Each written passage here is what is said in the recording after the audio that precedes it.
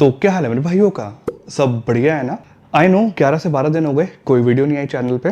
मैं हैदराबाद गया था। एक्चुअली मेरी आई की पहले एक सर्जरी हुई थी कुछ मंथ्स पहले, फिर दूसरी सर्जरी हुई और अब जब मैं गया तो तीसरी सर्जरी भी करनी पड़ गई। होपफुली जल्दी ठीक हो जाऊंगा, वापस ट्रैक पे आ जाएंगे और फ्रीक्वेंटली वीडियोस दोबारा आनी स्टार्ट हो जाएंगी। थोड़ा सा टाइम लगेगा बट हो जाएगा सब सही। आप बताना आपके क्या हाल है। देखो, बात आती है जब कॉम्पैक्ट फोन्स की, तो आज की डेट में 2026 में या 2025 के एंड में बहुत सारे फोन्स लॉन्च हुए। इवन मैंने इस वीडियो को बनाने से पहले सैमसंग S26 के लॉन्च होने का भी वेट करा। मेरी कोई हाई एक्सपेक्टेशन नहीं थी बट मैंने कहा एक बार मैं गलत हो गया तो फिर से वीडियो बनानी पड़ेगी। सैमसंग S26 लॉन्च होता है वही 4 से 5 साल पुराने कैमरा सेंसर्स के साथ। मुझे पर्सनली वो फोन ओवर प्राइस भी लगता है और उस फोन की कैमरा क्वालिटी थर्ड क्लास है। कोई इतना अपफ्रंट होके बोलता नहीं है बट मैं बोल रहा हूँ और मैं टेस्ट करने के बाद बोल रहा हूँ। डिस्क्रिप्शन में एक लिंक दे रहा हूँ, डिटेल में कैमरा कंपैरिजन करा, देख लेना। तो S26 तो बाहर हो जाता है। लेकिन ये बात भी सच है कि काफी सारे कंज्यूमर्स ऐसे हैं जिन्हें कैमरा से सच लेना देना ही नहीं है। बहुत रेयरली थोड़ी बहुत वो इमेजेस कैप्चर करते हैं, उन्हें बस ओवरऑल एक अच्छा कॉम्पैक्ट फोन चाहिए। तो मेरी लिस्ट में ना कुछ ऑप्शंस हैं, जैसे कि सैमसंग S25 ऑफलाइन में 67,000 का मिल रहा है। आईफोन 17 बहुत अच्छा ऑप्शन है और दो फोन्स और हैं। इससे पहले मैं उन दो फोन्स पे आऊं, मैं हर एक यूजर के यूजेज के हिसाब से फोन्स रेकमेंड करने वाला हूं। अगर आप उनमें से किसी भी कैटेगरी में फॉल होते हो तो आप इजीली डिसाइड कर पाओगे कि आपके लिए परफेक्ट फोन कौन सा रहेगा। बिकॉज परफेक्ट कुछ नहीं होता, सबकी प्रायोरिटीज अलग है, सबका यूजेज अलग है, इसीलिए सबके लिए फोन भी अलग है। पहली कैटेगरी, इसमें आते हैं वो लोग जिन्हें बहुत ज़्यादा इमेजेस भी कैप्चर करनी है और वो सारा जो इमेजेस हैं, वीडियोस हैं, उन्हें सोशल मीडिया प्लेटफॉर्म्स पे अपलोड भी करना है। उनके लिए मैं आईफोन 17 रेकमेंड करूंगा। बहुत अच्छा कमाल का कॉम्पैक्ट फोन है। ऑफलाइन में 77 से 80,000 रुपीज का 256 GB वेरिएंट मिल जाएगा। अब हाई रिफ्रेश वाली डिस्प्ले भी आती है।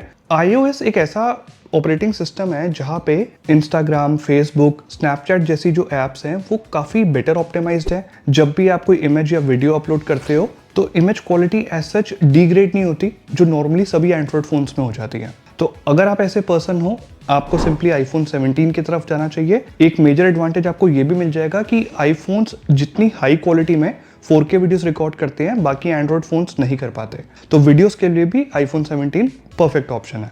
अब आप डिसाइड कर लेना आपको लेना है या नहीं लेना। लेट्स से आपको कैमरा ज़्यादा यूज़ नहीं करने, आपको अच्छा सॉफ्टवेयर एक्सपीरियंस चाहिए और एक बढ़िया कॉम्पैक्ट फ़ोन चाहिए। उस केस में सैमसंग S25 आपके लिए बहुत अच्छा ऑप्शन है। यस, कैमरा क्वालिटी अच्छी नहीं है बट One UI के साथ जो स्नैपड्रैगन 8 एलीट की ऑप्टिमाइजेशन है वो बहुत अच्छे से करी है सैमसंग ने। इतने अच्छे से करी है कि बैटरी कैपेसिटी 4100 mAh या 4000 mAh जो भी है वो होने के बाद भी ये बैटरी बैकअप डिसेंट दे देता है अगर आप ज़्यादा गेमिंग ना करो तो आप इस फोन को डेफिनेटली कंसिडर कर सकते हो, क्योंकि बाकी के जो दोनों ऑप्शंस मैंने रखे हैं उनमें ना आपको सॉफ्टवेयर एक्सपीरियंस उतना अच्छा नहीं मिल पाएगा जितना सैमसंग के फोन्स में One UI के साथ मिलता है। मैं बात कर रहा हूँ Xiaomi 17 जो रिसेंटली 90,000 का लॉन्च हुआ, ऑफलाइन में 83,000 का मिल जाता है। सेल स्मार्ट कैफे पे भी यही प्राइस है। डिस्क्रिप्शन में कॉन्टैक्ट नंबर है, इन केस लेना हो कॉन्टैक्ट कर सकते हो।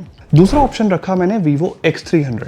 इन दोनों फोन के बेनिफिट्स बताने से पहले एक आध नेगेटिव पॉइंट है वो बता देता हूँ। देखो, सॉफ्टवेयर एक्सपीरियंस ना इन दोनों फोन्स के साथ आपको थोड़ा एवरेज मिलेगा। AI फीचर्स हैं, जब वर्क करते हैं तो करते हैं। इमेजेस में एडिट करके देख रहा था, जब नहीं करते तो पूरी तरीके से नहीं कर पाते। बट AI फीचर्स हर कोई यूज नहीं करता, मैं पर्सनली भी नहीं करता। लेकिन कुछ ऐप्स जैसे इंस्टाग्राम हो गया, व्हाट्सएप हो गया, ऊबर जैसी कुछ ऐप्स हो गई, ये इन दोनों फोन्स पे यूज करते टाइम ना छोटे मोटे मैंने माइनर बग्स जरूर नोटिस करे हैं। सॉफ्टवेयर एक्सपीरियंस उतना पॉलिश नहीं है जितना आपको सैमसंग के साथ One UI में देखने को मिलता है, लेकिन चिपसेट दोनों फोन्स में काफी कैपेबल मिलते हैं। इट्स जस्ट Vivo X300 थोड़ा थ्रॉटल ज्यादा होता है, तो गेमिंग करोगे या गूगल मैप्स आउटडोर में यूज करोगे समर्स में तो ये थोड़ा ज्यादा थ्रॉटल होगा, इस वजह से बैटरी भी जल्दी ड्रेन होगी। वैसे बैटरी बैकअप डिसेंट है। Xiaomi 17 भी बहुत अच्छा ऑप्शन है। इनफैक्ट इसके स्टीरियो स्पीकर्स भी काफी अच्छे हैं। डिस्प्ले दोनों फोन्स की कमाल की है, क्योंकि एक्सपेंसिव फोन्स है तो मैं ज्यादा डिस्प्ले की बात कर नहीं रहा। कंफ्यूजन होनी तब स्टार्ट होती है जब हम कैमरास की बात करते हैं, बिकॉज कैमरा क्वालिटी सबको अच्छी चाहिए और Xiaomi 17 का जैसे कि बताया प्राइस काफ़ी हाइक हो गया है। तो क्या एक्स्ट्रा पैसे स्पेंड करके Xiaomi 17 पे जाना चाहिए? Xiaomi 15 सारे ऑफर्स के बाद 55,000 का था 512 GB variant, but Xiaomi 17 28,000 rupees अब ज़्यादा एक्सपेंसिव है और स्टोरेज भी अब कम हो गई है। इसी का मैं आपको जवाब दूंगा डिटेल में कैमरा कंपेयर करके। जल्दी से कंपेयर करेंगे, बहुत सारे कैमरा सैंपल्स कैप्चर करेंगे। अब कंटेंट इतना बढ़िया और अनबायस्ड है तो सब्सक्राइब करना बनता है और लाइक ज़रूर कर देना। सब्सक्राइब करते टाइम ना ज़्यादा सोचा मत किया करो, बस कर दिया करो। लो लाइट के सैंपल से स्टार्ट करते हैं और इस वाले सैंपल शॉट के लिए मैंने Vivo X300 Pro को इंक्लूड करा बिकॉज एक इंपॉर्टेंट पॉइंट रखना था। मैं आपको बता दूं नाइट मोड तीनों कैमरास में अनेबल कर लिया था, उसके बाद ये इमेज कैप्चर करी है और Zeiss नेचुरल पे इमेज कैप्चर हुई है, Xiaomi से Leica वाइब्रेंट पे इमेज कैप्चर हुई है। सबसे पहले आप नोटिस करोगे कि कलर कॉन्ट्रास्ट में काफी डिफरेंस है। इस टाइम पे ना फ्रेम में कुछ वार्म लाइट्स ऑन थी, तो सबसे अच्छी वार्म टोन देखने को मिल रही है Vivo X300 Pro में। उसके बाद Vivo X300 की इमेज में भी काफी नेचुरल वार्म टोन मेंटेन्ड है, लेकिन Xiaomi 17 की इमेज में कूल टोन थोड़ी ज्यादा है, जो थोड़ा सरप्राइजिंग है considering the ambient light.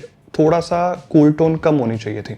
Apart from that तीनों इमेजेस एकदम शार्प हैं। मैं अगर जूम करके भी दिखाऊं तो डिटेल्स तीनों में सफिशिएंट है। नेक की तरफ देखना कुछ शैडोड एरियाज है। Normally phones like Samsung S26, iPhone 17 इस तरीके की इमेजेस में ना नेक के आसपास नॉइस देखने को मिल जाती है बिकॉज उनका सेंसर साइज थोड़ा छोटा है, लेकिन तीनों इमेजेस में बिल्कुल नॉइस नहीं है। पॉइंट इंपॉर्टेंट ये रखना था कि X300 Pro और X300 में इवन Xiaomi 17 में जो अमाउंट ऑफ नॉइस है वो ऑलमोस्ट सिमिलर है, बिल्कुल ना के बराबर। सो अगर आप कंफ्यूज थे, Vivo X200T का कैमरा यस अच्छा परफॉर्म करता है, बट Vivo X300 का कैमरा स्पेशली लो लाइट में काफी बेटर परफॉर्म करता है। नेक्स्ट दो सैंपल शॉट में ना सिमिलर सा डिफरेंस है, तो एक्सप्लेन कर देता हूं। सबसे पहले फ्रेम में जब भी लाइट्स होती हैं तो लो लाइट में Vivo X300 का हाईलाइट मैनेजमेंट थोड़ा बेटर है बिकॉज स्टेयर्स की तरफ देख लो या फ्रेम में एक बोर्ड है तो लाइट्स का कलर और लाइट्स पे exposure Vivo X300 clearly better maintain कर लेता है। ओवरऑल इमेज में जो कलर कॉन्ट्रास्ट है वो Vivo में ज्यादा नेचुरल भी है। इवन डार्क एरियाज थोड़े से बेटर एक्सपोज आते हैं Vivo में, बट इसके पीछे जो Zeiss की इमेज प्रोसेसिंग है उसको मैं क्रेडिट दूंगा। Xiaomi 17 के साथ Leica की इमेज प्रोसेसिंग है और जो आप डार्क एरियाज देख रहे हो ना, मुझे ऐसा लगता है कि Xiaomi इंटेंशनली इस तरीके की इमेजेस कैप्चर कर रहा है बिकॉज सेंसर साइज बहुत बड़ा है। इस सेंसर में लाइट इजीली एंटर हो सकती है, Vivo से भी बड़ा है सेंसर साइज तो। लेकिन Xiaomi क्या करता है, डार्क एरियाज को ज्यादा बेटर एक्सपोज नहीं करता, वो डार्क ही रखता है। जब बात आती है इमेज क्वालिटी की तो हम डिटेल्स और नॉइस लेवल ये दो चीजें भी चेक करते हैं अपार्ट फ्रॉम वाइट बैलेंस। तो डिटेल्स दोनों इमेजेस में सफिशिएंट है और अगर मैं जूम करके दिखाऊं डार्क एरियाज में, द बेस्ट पार्ट इज दोनों इमेजेस में बिल्कुल नॉइस नहीं है। तो पर्सनल प्रेफरेंस वाली बात है, कुछ लोगों को ये Xiaomi की इमेज पसंद आएगी, कुछ लोगों को Vivo की। अब ये सेम इमेज मैंने दोनों फोन्स के अल्ट्रा वाइड एंगल लेंस से कैप्चर करी। देखो अल्ट्रा वाइड एंगल लेंस ना आजकल चाहे 64,000 का Vivo X300 हो या 1 लाख रुपए का Vivo X300 Pro हो, Oppo Find X9 Pro, इन सब फोन्स में जो अल्ट्रा वाइड एंगल लेंस है उसका सेंसर साइज बहुत छोटा होता है, तो ब्रांड ज्यादा ध्यान नहीं देते। Vivo X200 Ultra की बात अलग है, बट वैसे ब्रांड ज्यादा ध्यान नहीं देते। इमेज क्वालिटी में कॉम्प्रोमाइज होगा जब भी आप लो लाइट में अल्ट्रा वाइड एंगल लेंस से इमेजेस कैप्चर करोगे, तो क्लियरली इमेजेस में आपको नॉइस ज्यादा देखने को मिलेगी। मैं जूम करके दिखा रहा हूँ तो डिटेल्स भी कॉम्प्रोमाइज्ड है कंपेयर टू प्राइमरी सेंसर जो बहुत अच्छी डिटेल्ड इमेज कैप्चर करता है with less noise, but ultra wide में ऐसा नहीं है। इट्स जस्ट Xiaomi की इमेज यस बेटर एक्सपोज्ड आई है ये वाली, बट Vivo X300 में अभी भी जो फ्रेम में लाइट्स हैं, ओवरऑल जो कलर्स हैं वो बेटर मेंटेन्ड है।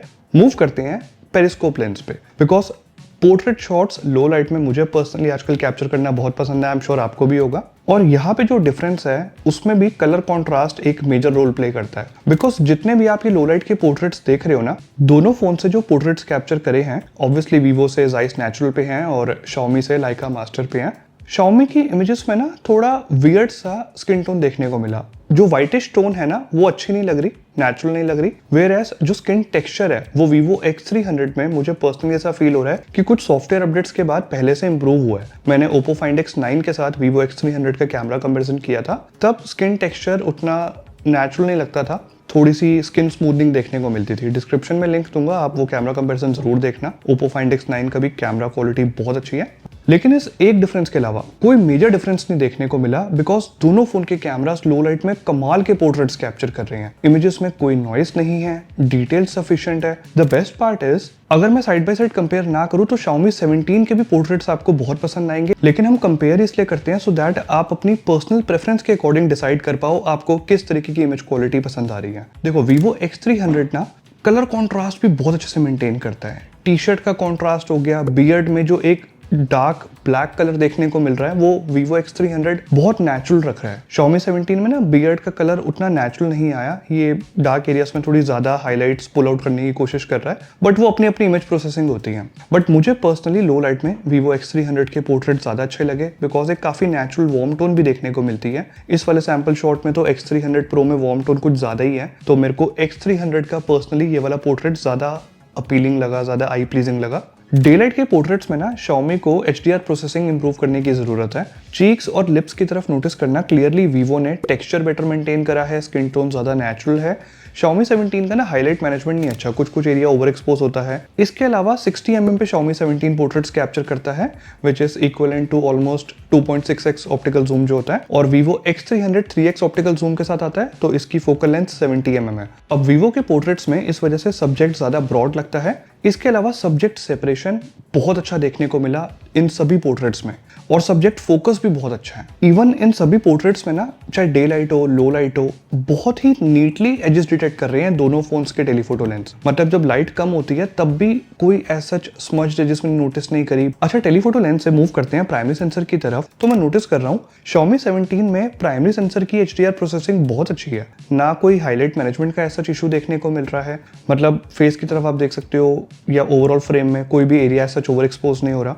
लेकिन Xiaomi 17 में स्किन टोन्स उतनी नेचुरल नहीं आती, थोड़ा वियर्ड सा ओवर वाइटनिंग देखने को मिलती है, तो स्किन टोन्स और नेचुरल हो सकती थी। बट एक चीज बहुत अच्छी है, दोनों इमेजेस में सफिशिएंट डिटेल्स है। यस, नॉइस भी नहीं है, लेकिन Xiaomi 17 का सेंसर साइज ज्यादा बड़ा है, जिस वजह से जो बैकग्राउंड में बोके इफेक्ट है वो ज्यादा इंटेंस देखने को मिल रहा है। जबकि ये एक नॉर्मल शॉट है, कोई पोर्ट्रेट शॉट नहीं है, बट सेंसर बड़ा है तो वो सब्जेक्ट सेपरेशन भी बेटर है and everything looks more I pleasing. ये सैंपल शॉट जब कैप्चर करा ना, तो एज सच हार्श सनलाइट नहीं थी, थोड़ी ओवरकास्ट कंडीशंस थी, क्लाउड्स थे काफी फ्रेम में, लेकिन दोनों फोन के कैमरास बहुत अच्छी डायनामिक रेंज मेंटेन करते हैं। इट्स जस्ट Xiaomi 17 थोड़ी सी हाई कॉन्ट्रास्ट इमेजेस कैप्चर करता है, वो लाइका की इमेज प्रोसेसिंग ही ऐसी है, तो बस अपनी पर्सनल प्रेफरेंस के अकॉर्डिंग डिसाइड करना। डायनामिक रेंज बहुत अच्छी है। रही बात डिटेल्स की, जूम करके यहाँ पे कुछ टेक्स्ट है, वो क्लियरली Vivo X300 की इमेज में ज्यादा शार्प है। Same image ultra wide angle lens से कैप्चर करी, दोनों फोन के कैमरास अल्ट्रा वाइड पे स्विच करने के बाद बहुत स्ट्रगल करते हैं। आई मीन कलर कॉन्ट्रास्ट में सच डिफरेंस नहीं आता प्राइमरी से जब अल्ट्रा वाइड पे स्विच कर रहे हैं।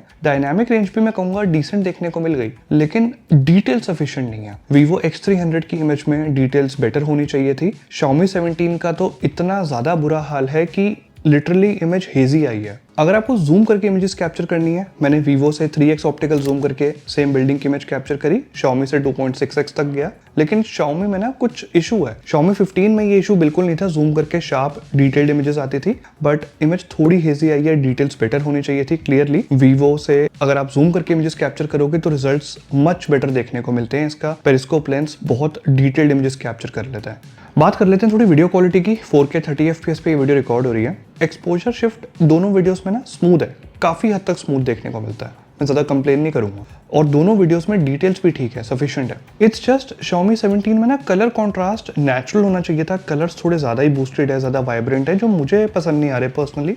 Vivo में कलर्स थोड़े ज्यादा नेचुरल साइड पे हैं, और वीडियो स्टेबलाइजेशन भी ना थोड़ी सी Vivo X300 की बेटर है। Xiaomi 17 में थोड़ी जिटरीनेस है, जो प्राइस को कंसिडर करते हुए थोड़ा डिसअपॉइंट करती है।